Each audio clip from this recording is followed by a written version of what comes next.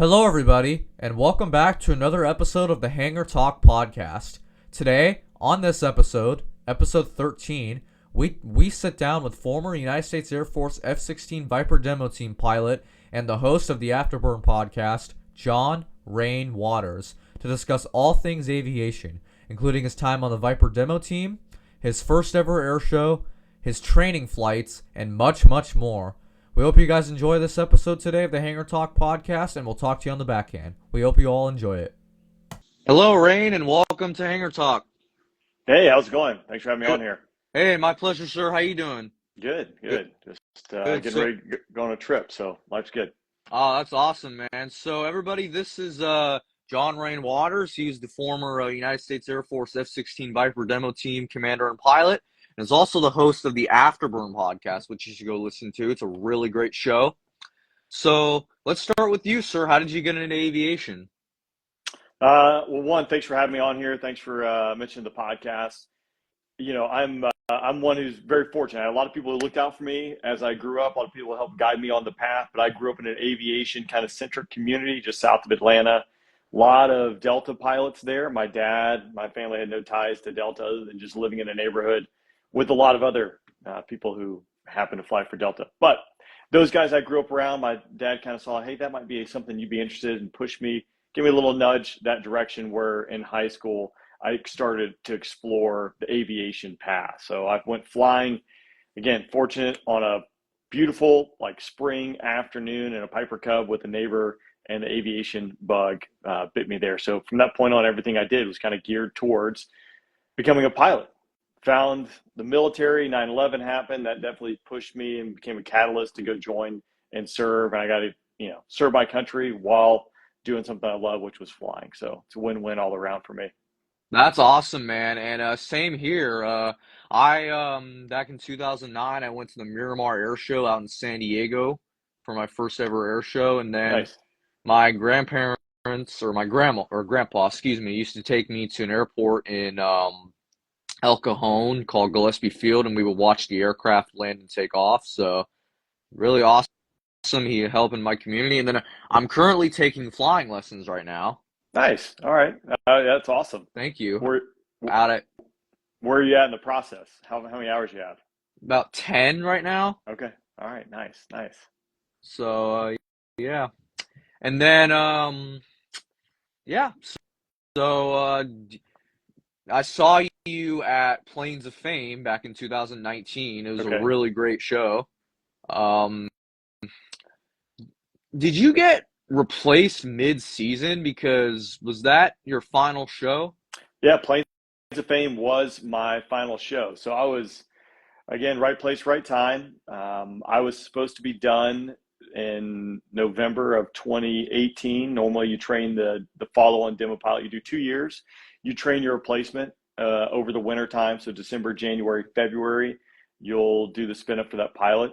I trained a pilot. Unfortunately, that pilot had to be replaced because it was so short notice. I came back and did another, I don't know, call it 5 or 6 shows, a couple flyovers. In that time period, I spun up Toro, who eventually replaced me June timeframe of 2019 and took over the season there. So, it was I guess kind of a good deal. Get to go back out there doing the demo thing. It's an amazing job. But I was balancing family and all those things in the next chapter of my life. So it was pretty busy, but I got a few more laps around the flagpole with the Viper demo team, which was pretty cool. Nice, man. And I saw you back then in 2019. You did a great job. It was really Appreciate it. cool. Okay, there's a video online of you taking off and you were pulling up this way. Yeah. Yeah. Fortunately, that air show the last year was 2019. Well, that they had it because of all the road work going on over there. Okay. Yeah. One, like the scenery there. So that's a short field for a Viper. So F-16 needs 8,000 feet minimum. That one's 7,000 feet. So demo's waived to go down to 7,000 feet. But funny little sidebar story of that. One, flying over there is pretty cool just because of the scenery. I really liked it. Super busy airspace. I don't know if you're out there on Sunday. I did one extra pass, a sneak pass. It's kind of my final hoorah. and when I pulled close to go to land, I had a bad nose gear indication, which is not something you want to have. Uh-oh.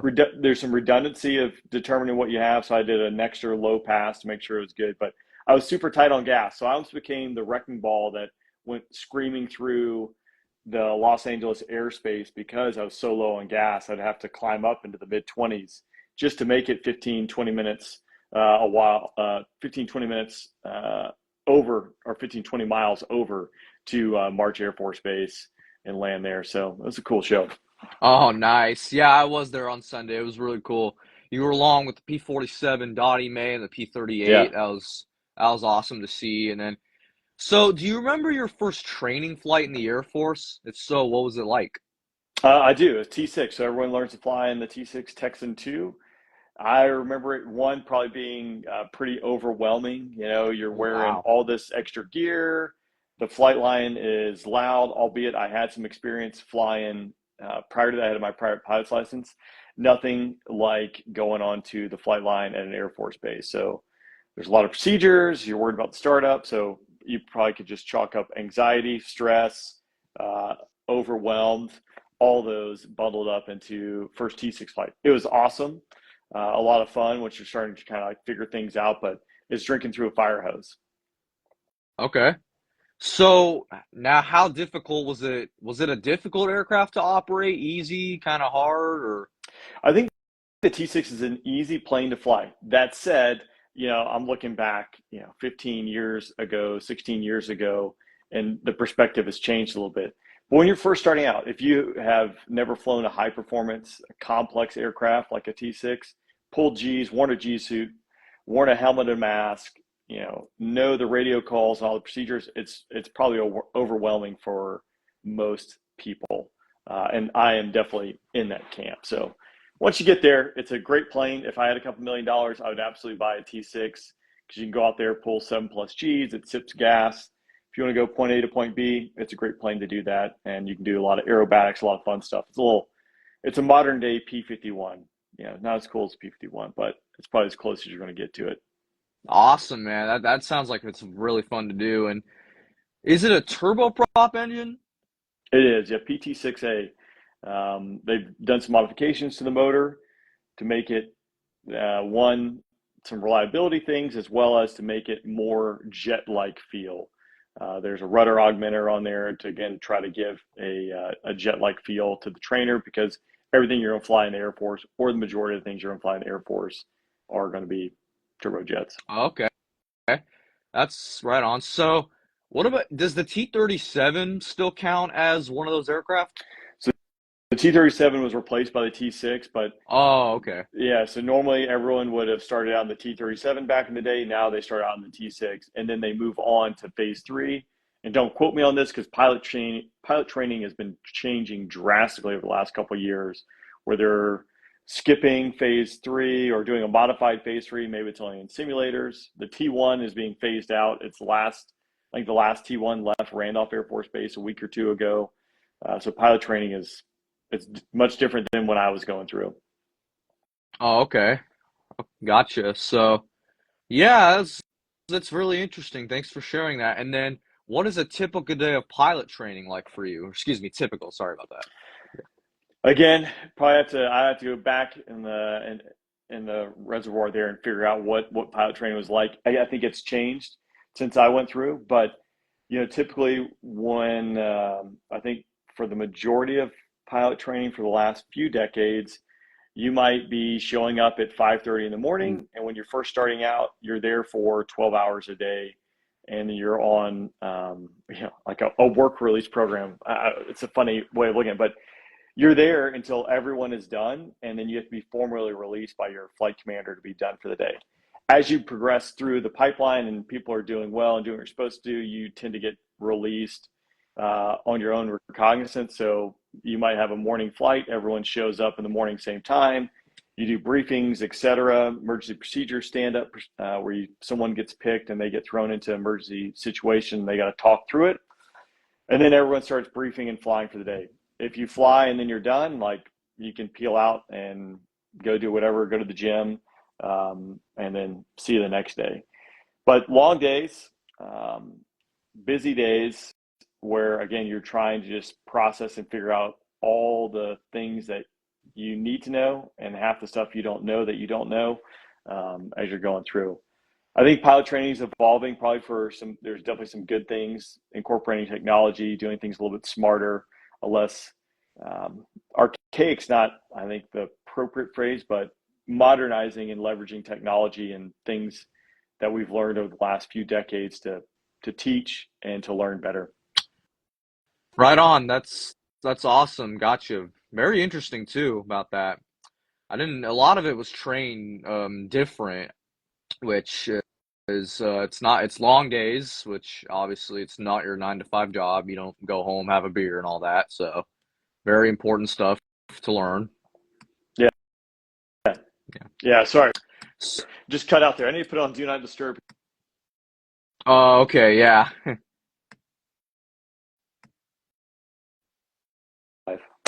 Oh, was somebody calling Yeah. you? Yeah. Oh, So I don't know if it chopped out on my end. I don't know if it chopped out on your end or not, but no, no, I didn't. It's all good. cool. So back to the Viper demo team thing for a second.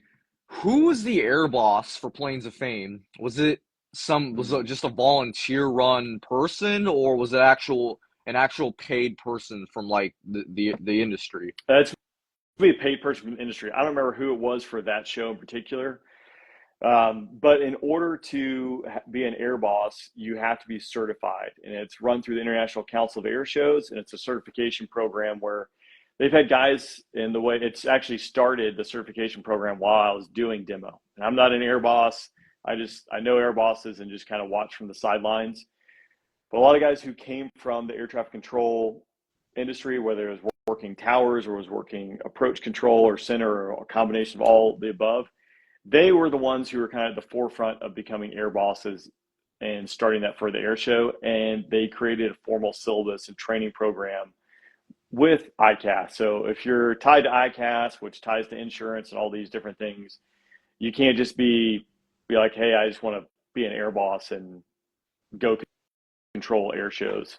You got to go through the training program, which it takes years. You got to Oh go through a wow. variety of shows. Yeah. So now, if you're a one-off, again, don't quote me on it. If you do your one time, if you're just, hey, I want to be the air boss for this one show, you can get trained, but you'll only be controlling at that one show. But nonetheless, you still have to do it. So yeah. Okay, okay, that's interesting, and I really enjoyed Planes of Fame. I really wish their show would come back. They're having the Central Coast Air Fest up in Santa Maria.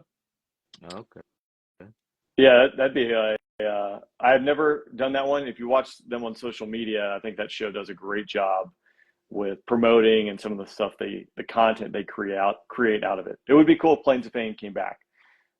Yeah. But like in the end, that's one of the big things for performers. There are a lot of, civilian performers are making a livelihood doing it. For military performers, I was always very appreciative and definitely trying to make a point that the air show is run predominantly by volunteers. There are there are definitely paid people in the industry and that, are doing it more of a full-time job.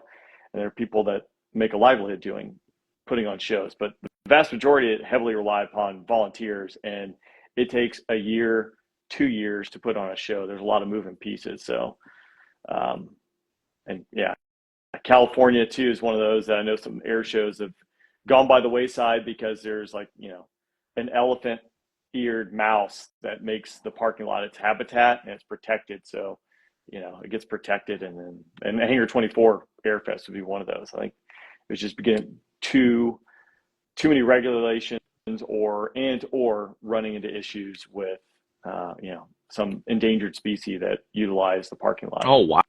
Wow. Yeah. Really? I didn't know that. That's pretty interesting. Yeah. So a lot of moving pieces. So, okay, question from Pilot. Looks like Sobi. How can I become a pilot with you? With me, well, I don't. I'm a flight instructor, but I don't teach. So maybe one day if I had a flight school or something like that. But the great thing is aviation is a booming industry. So if people are looking to fly, you can pretty much look down the street at your nearest airport, and I guarantee you there's someone there that's teaching, which is pretty cool. Yep, sure is. And then a question from Peter Aviation. Have you seen the Blue Angels? I have once or twice. So doing the Viper demo, we have the Thunderbirds, which is the Air Force demonstration team. So the Thunderbirds and Blue Angels are traveling to air shows every single weekend for the most part. The same thing happens for the Air Force single ship demonstration team, which is F-16, A-10, F-22, and F-35. So you don't have the Blue Angels and the Thunderbirds at the same spot. We spread that out. We typically pair our single ship Air Force demonstration teams with the Blue Angels. So not uncommon to be paired up with the Blue Angels at an air show for a single ship ACC demo team. Okay. Do you ever do shows with the Thunderbirds or no? I never did one. They have done some in the past, but typically you don't have the F-16 single ship demonstration team and the Thunderbirds flying together, right? Because they're both F-16s. So you don't want the single ship demo team showing up the Thunderbirds in performance. But yeah, it's two different things. So you might see the Raptor and F-35 or the A-10 with the Thunderbirds more frequently, which is going to be very infrequent to begin with, versus the F-16 demo team. Again, same plane, so spread the wealth and variety. Oh, okay. Gotcha. Very interesting. Didn't know that. That's awesome. So, a question from Patrick Virio. I think that's how you say it. Have you done anything like the Indy 500 flyover before where you circled the racetrack? Yeah, actually, that was my last hurrah as a demo team commander. So Toro was all checked out. He went and did an air show, and then I did the Indy 500 flyover in 2019. So that was a pretty cool one because me and Shiv, who was an A10 demo pilot, we got to race the Indy 500, if you will, after the flyover. So I think that one definitely made it onto YouTube. Nice. That's Yeah. awesome. How was that? How was that, by the way? That must have been an awesome feeling. Oh, it was epic.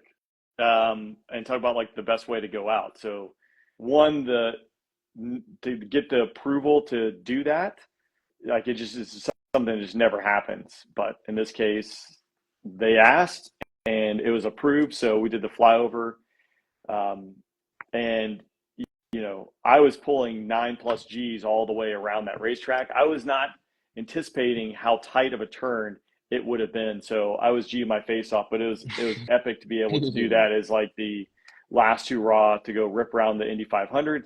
And then I was able to finish it with a max climb. So right over the center of the airfield, just going straight up to showcase the raw power of that 16. It's pretty cool.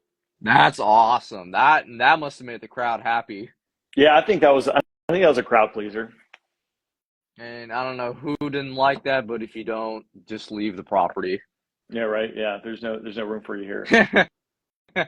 Yep, I agree with that. So, another question is, do you remember your first air show? If so, what was it like? My first air show was Corpus Christi, Texas. It was a great show. It was an over-the-water show, which is something different too. When you're talking about air shows, you're heavily reliant upon, or you use ground references for corner markers, for 500-foot, 1,500-foot line, the lines you're using to parallel the crowd to do maneuvers. And when you're over water, you don't have that. You have some buoys, maybe you have a boat. So, being the first one, like anything, I'd say probably not overly cautious, but more cautious and just trying to process things. The iceberg is not that big, right? As you do more things and you build your essay and get more comfortable, right? The iceberg grows, so you can fit more penguins on top of the iceberg. The iceberg was probably pretty small for me when I flew that first show at Corpus Christi. Had a brake failure there, so first brake failure, not something you want to have. And then also promoted to major at that show. So it was a busy weekend, but it was fun. Oh wow, that's awesome. Yeah. So, how was the the show box there? Was it like a small, big? So all of them are pretty much the same. There's a minimum requirement, like 3,000 by 6,000 for like a jet performance. The Blue Angels and the Thunderbirds, don't quote me on it. I think they need 3,000 by 12,000 feet.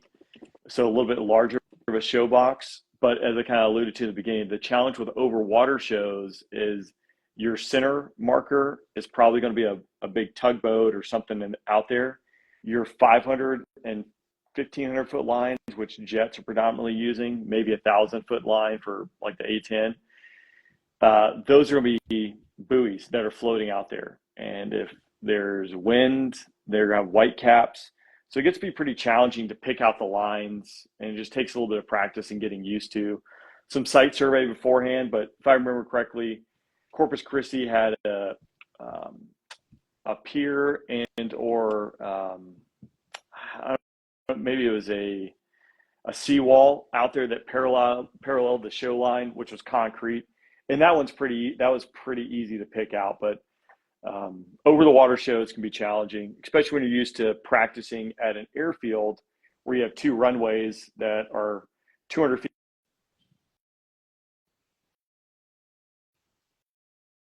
Sorry, I just had another call. I guess that one made it Yeah, through. you're all good, man. Yeah. I But yeah, I got worried. I got worried about that too. I was like, nobody call me, please. I don't know how you turn your phone calls off. Do you know how to do that or no? yeah, I put it in do not disturb, but some people can break through. But Oh, yeah, Instagram Live, something new. but you're all good. You're all good. No worries. So I had this escaped from me. So what are the site surveys checking? Do they check for any like corner markers, check for any like breaks in the airspace or any error margins so you don't end up over the crowd like at Oshkosh? When you're doing a site survey, you're looking for all of that. You're really like, I want to familiarize myself with the corner markers. I want to familiarize myself with the 500, the 1,500-foot line, where those are.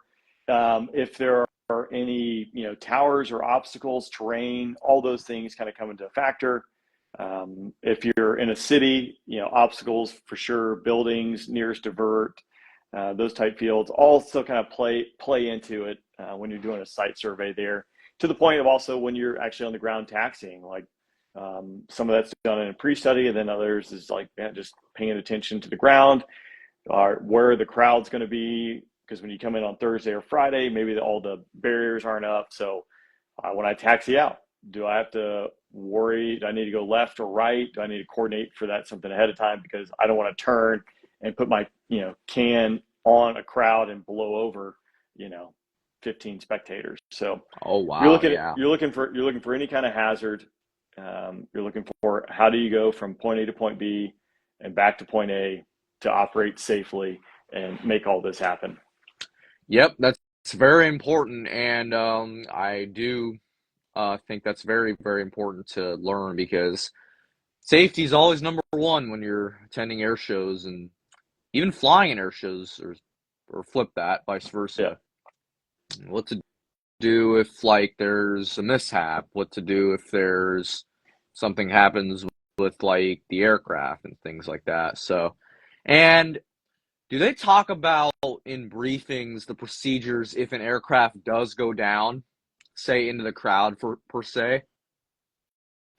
Well, so every morning is going to start off with an air boss brief.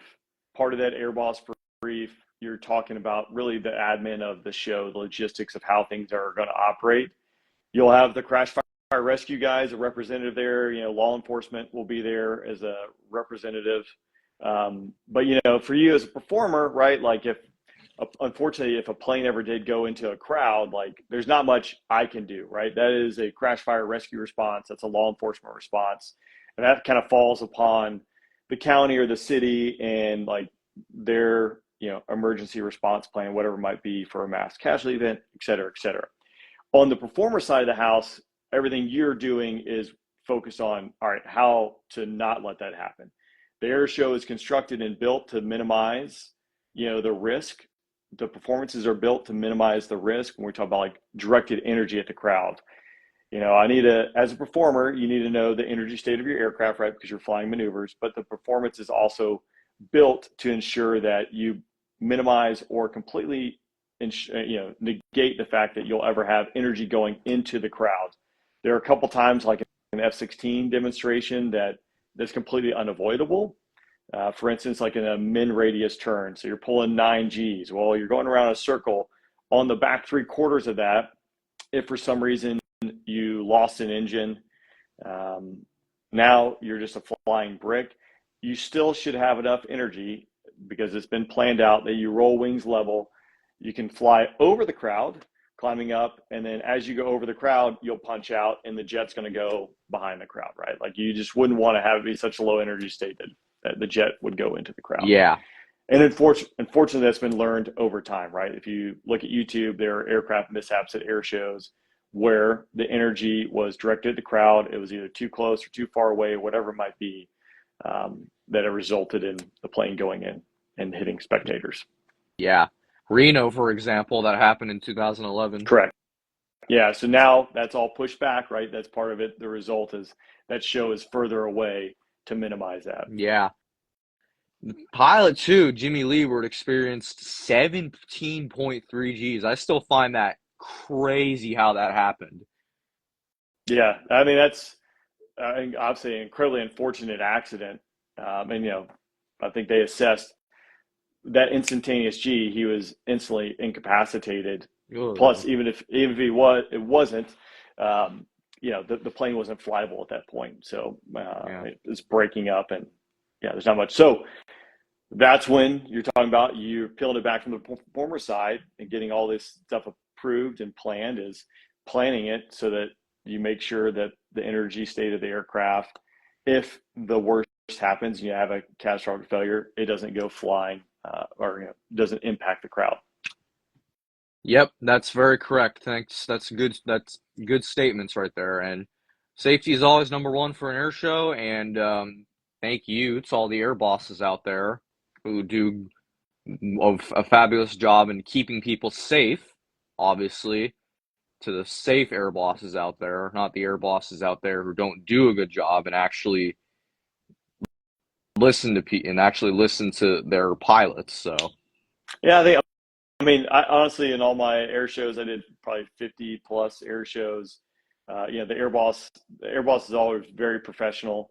Those guys have tremendous amounts of experience from not only doing the air bossing, but their prior or main career, which is air traffic control. So they're operating with a high level of proficiency and professionalism. Yep.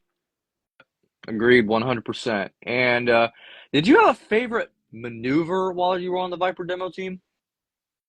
The takeoff is always a lot of fun. Like you can't go wrong with the takeoff. It's just a lot of raw power. Everyone loves high-speed passes. It's super benign. But you're bringing the sound of freedom and you're bringing the heat. Like I don't think you can go wrong. So I know the crowds, I think, really enjoy that. When it comes to like performance, like if you wanted to nerd out, when you're talking about like the F-16 doing a 9G min radius turn and then powering out of it, or going from a slow speed pass, high alpha, demonstrating the slow speed handling characteristics, which is crucial for a fighter to be able to do, and then plug it into AB. And if you want to climb to the moon, you can climb to the moon in that thing. So the F-16 is an impressive jet. It's amazing. If you think about how that plane was created back with slide rules and maybe a computer or two, but less computing power than the devices we're using right now to have this conversation. It's pretty impressive. That's awesome. That's a great maneuver too. I really like the Falcon turn where they pitch up and then go like around and then end up kind of like that. That's pretty cool. And the music choice. It's a fun one. Yeah. Yep. Sorry, cutting you off there. My bad. No, you're good. Yeah, it's a fun one. Yeah, it's a fun maneuver as well. I like the music choices too that you guys picked in 2019. That was pretty cool. Gotta give credit to the maintainers on the team. So that's what's awesome about the demo is like you're out there and you do have a safety observer who's another pilot, but they rotate through. But you're there day in and day out with your maintainers. That was something I'm sure other demo pilots did it. I know I made it a point was there's only one time I vetoed a song, and that was a Justin Bieber song. But other than that, the guys who fix the planes, make it all happen, who narrate, that was on them to pick the songs. They got the best vantage point, and I think they did a pretty good job. Amazing, man. And that's awesome. And then favorite memory on the team from the Viper demo team? Do you have a That's a tough one. I got to do a lot of really cool things, and it might be cliche to say, right? But like the people I got to work with and meet, it's not one single time, but man, we had a really good time. I am ever grateful for like my entire team and everyone on it, because they brought my family into it. People in the air show world brought my family into the air show world, and we had some great times and memories. But I got some really cool photos and memories with my oldest son, doing things that he wouldn't have been able to do on a normal day, or ever really. So I think one of the coolest things, I got a picture of him. He's inside the F-22 weapons bay, and Manny Knowlton, he just What? retired, but my son is there with him, going through it. From Chris Snyder, who's my last maintenance superintendent, letting my son narrate and talk on the microphone. Like, all those guys were phenomenal.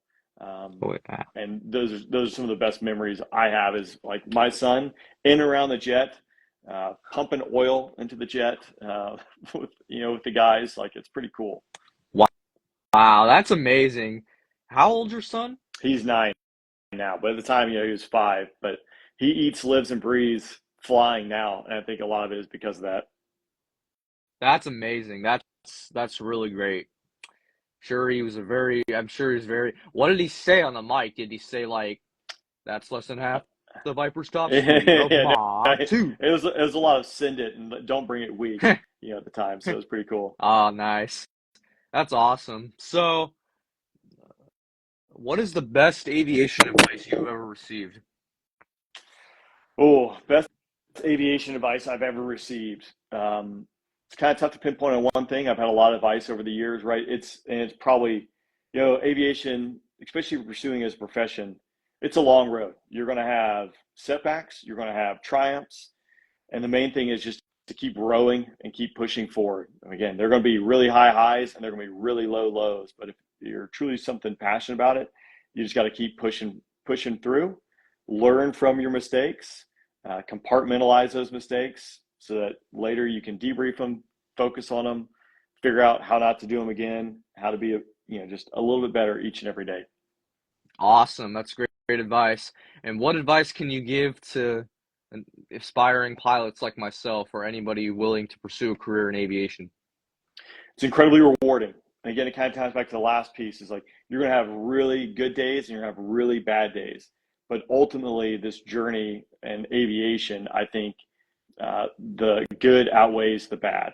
So push through the bad days, learn from your mistakes, listen to others, right? Try to learn from others' mistakes before you have to learn it the hard way. Realize that you don't know really anything. And every day you go in, like I just did a landing sim this morning, and again, you go in there and you're always learning, you're always improving, and you're trying to get better each and every day. Yep, 100%. That is great advice. And again, you know who Chuck Coleman is? I don't think so. He's an extra 300L pilot, and Okay. he was a test pilot, and he also trained the actors of Top Gun Maverick Oh, nice. how to handle the G's Nice. for the second movie. He said when I got him on here, keep your ego in check, be calm, don't be a show off. So that's great advice from him, and that's great advice from what you said. Is you're always learning, you're always doing all these things. So that's great advice. Thank you, Rain, for that. Absolutely. And then where can viewers go more to learn more about your podcast and your aviation adventures? I mean, YouTube, that's where the podcast is kind of living, but I mean, if the audio piece lives, Apple Podcasts, Spotify, where you like. The Afterburn podcast is on Instagram, and then this is kind of my main account, but we link everything over to this as well. So just go check out the afterburnpodcast.com, and usually you can find your way to where you want to go. Awesome. It's a great podcast. I really enjoyed your interview with, I believe it was Mateo, this French guy in the French Air Force. Okay, actually, yeah, he interviewed me. Oh, well, Yeah. vice versa. Yeah, Yeah. sorry about that. No, it's good. I can see where, yeah, but it was his podcast, 9G podcast, I believe.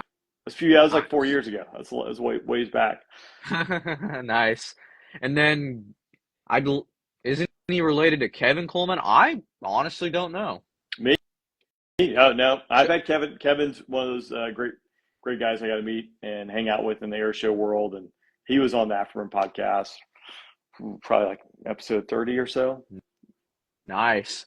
I think he was talking about Chuck Coleman. I Ah, honestly don't know. yeah, yeah. I don't know. It's a good question. Yeah, so we have a join request from him if that's okay with you. Sure. Actually, multiples. So it's one guest at a time if that's cool with you. So Yeah, whatever. Yeah, whatever. Morning, Braden. hey, good morning. How you doing, man? Good. How are you? So Um, thanks for watching. oh yeah, how you doing, Ryan? Good. How are you? I'm awesome, honestly. I remember Nice. seeing you at my Verst Viper demo in Cleveland, 2018. Oh, there we go. Yeah, it was a fun show. Oh yeah. That was my what was I gonna say? That was my second time at Cleveland, and honestly, it was a pretty good time. Nice. Yeah, a lot of vapes. Oh Yep. yeah, yeah, lots and lots of apes. I love that. Um, so what are you up to now besides the podcast? Are you still in the Air Force, or did you leave? I'm a reservist, but I fly for FedEx as my day job, if you will. Oh, Ooh, oh, nice. awesome. What What aircraft? aircraft? 777. So I'm leaving. I'll leave here in about, well, I guess 14 hours. I fly up to Alaska for a trip. Oh, great. Yeah. Where I'm at in Buffalo, we just get the 7.5s and we'll get like an ATR or two Yeah, usually. I'll come. I'll cruise in over top of And Buffalo on occasion from Europe. yeah, because usually that's basically what we get. Basically, sometimes if we're lucky, we'll get graced with like maybe an A300 or something. But Nice. Yeah, I that's get I pretty much get all A3. I we get it. get. Sorry, cut you off. My bad. But yeah. So what you're saying, Brian? Yeah, I get an A300 and a 757 over the house every week. Okay. Sometimes it's a short hop from Ontario. Sometimes it's from Indianapolis, Denver, all that stuff, and it's pretty cool. Oh, Nice. okay. Yeah. You Yeah. ever flown For- any other aircraft? For FedEx? Yeah, for FedEx. No, I came straight to the 777, which has been awesome. A lot of international. We do some domestic, like Ontario, Canada, California is one. Phoenix, Dallas, Seattle, Oakland, Indianapolis, Newark. Kind of the domestic side cities, but they're going to be pretty big markets, and a few miles away from Memphis to require a 777. Oh yeah, definitely. So, Mhm. what- have you ever? Did you go to any other air shows these days, or not really? As a guest, or I guess as a spectator, I've been to Oshkosh since I finished demo, and I've been to Sun and Fun. Are I think those are the two air shows I've been to since I've been out. So I've been to Sun and Fun twice. That's great air show. I've been to Oshkosh once. I'll probably go back to Sun and Fun again in 25. Nice. I'm I actually am going to Sun and Fun in planning. 25, so Awesome. yeah. So I'm what were you saying, Brian? I'm planning on going to Oshkosh next year, 2025. I'm trying to make plans for that. It's not official yet, but hopefully we're trying to save up. So, well, I'm trying to Ah, save up. nice. It's a great show. A lot of planes. Yep. I don't even So, know if I'm going to Sun and Fun. If so, we can both go to Sun and Fun. If push comes to shove. okay. So, for Oshkosh, what's the best day to go